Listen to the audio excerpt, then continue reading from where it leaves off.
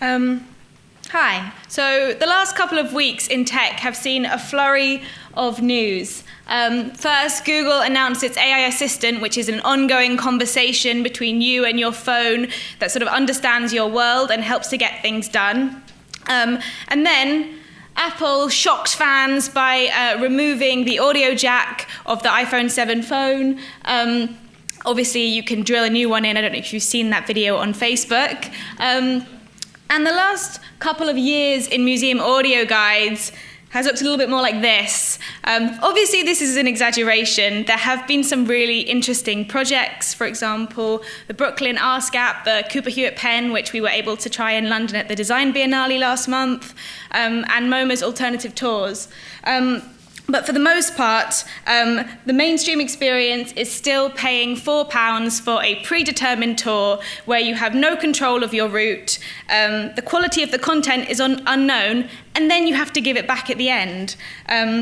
These audio guides don't really offer any analytics to museum staff who want to know how people are engaging with the artworks, and also they don't meet the changing expectations of audiences who have specialized services like Spotify and Netflix that provide these on-demand, personalized services. So we launched SMARTIFY in May 2016, and the City of London approached us in June to work on the 6th edition of Sculpture in the City. This is a free exhibition of public art in the Square Mile around Bank in London. And so this year they'd created some really interesting content about the art, including audio recordings of the artists talking about the works.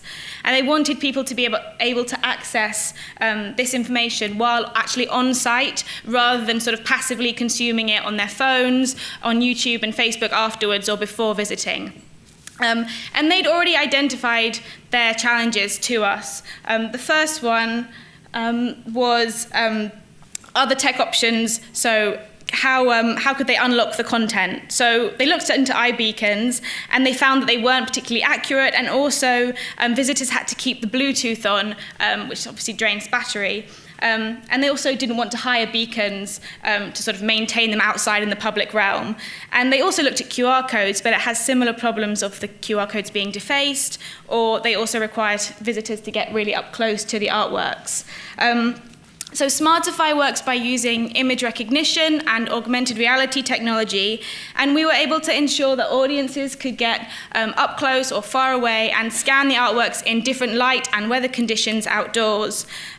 This was actually a really challenging and interesting case for us, because previously to this pilot we had only worked on projects indoors on two-dimensional paintings rather than three-dimensional huge sculptures.